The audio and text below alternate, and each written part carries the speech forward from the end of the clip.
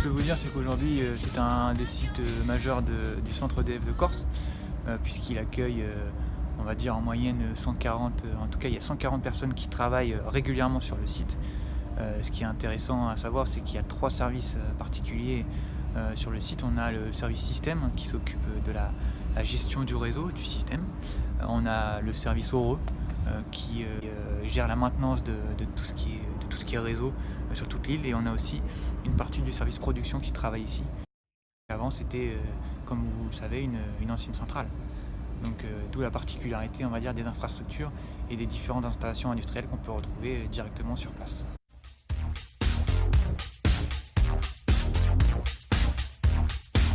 On a bien sûr la particularité d'avoir le DELCO, donc Dispatching Electric Corse, qui est implanté à un des locaux du bâtiment.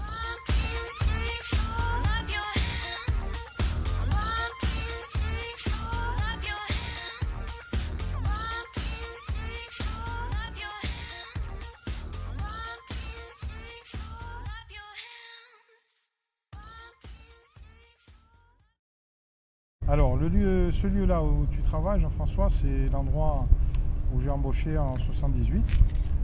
À l'époque, ici, c'était une centrale électrique. Alors moi, de la centrale électrique, ce que j'ai connu, c'est le dernier moteur qui était ici. Il restait un mécano qui s'appelait Jean-Baptiste. Il y avait de la production à l'époque?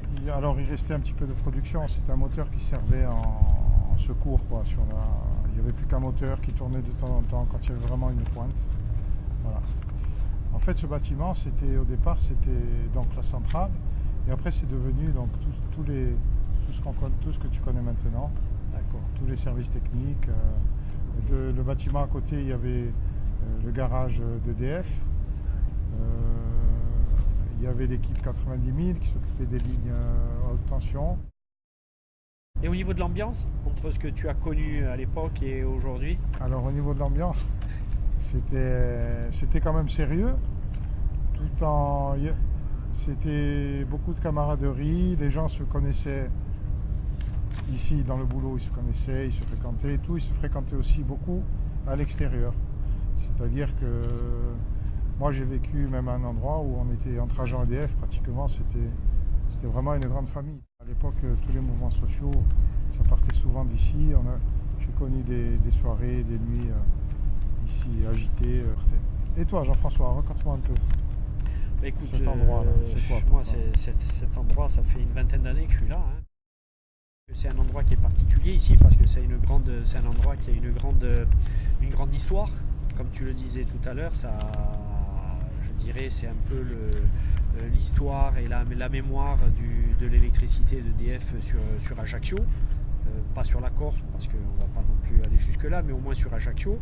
C'est vrai qu'il y avait tous les services techniques, donc voilà, donc c'est quand même un lieu qui est stratégique. Aujourd'hui, c'est un lieu qui a évolué parce qu'il y a quand même le dispatching. C'est d'ici qu'on conduit et qu'on pilote tout le réseau électrique. Donc c'est un site qui s'est énormément modernisé.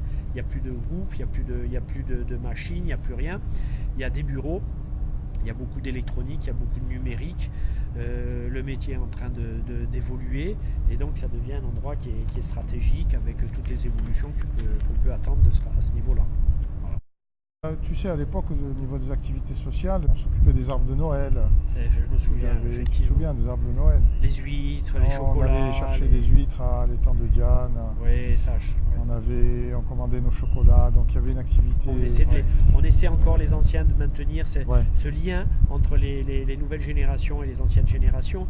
Alors, ce qu'il faut voir aussi, c'est qu'il y a une différence entre ce qu'on a connu, c'est-à-dire que lorsque les jeunes arrivaient, ils étaient tout de suite encadrés par les anciens. Oui. Il y a une vingtaine d'années. Et il y avait un jeune qui arrivait de temps en temps. Aujourd'hui, c'est l'inverse. Il n'y a que des jeunes et il reste quelques vieux avec le choc des générations. Ce qui fait que les anciens, voilà, j'ai dit les vieux, excuse-moi, les plus anciens, se sentent un petit peu, pas à l'écart, mais voilà, ce choc générationnel, voilà, c'est différent. Pareil. Et les jeunes, ils ont moins cet esprit qu'on avait, nous, à l'époque, ou qu'avaient les anciens, c'est-à-dire de partage. Aujourd'hui, aujourd'hui, les gens, ils ont fini de travailler, ils rentrent chez eux. Voilà, donc avec les contraintes, toutes les contraintes de la vie d'aujourd'hui, où on court après le temps, où on court après tout, on n'arrive jamais à faire ce qu'on a à faire. Donc voilà, on prend aussi peut-être moins le temps de s'écouter aussi, c'est la vérité. Donc voilà, tout ça fait que les mentalités sont en train de changer. Elles ont changé dans les autres entreprises et puis elles changent un petit peu à l'EDF. Alors même si on essaie de maintenir, c'est toujours un peu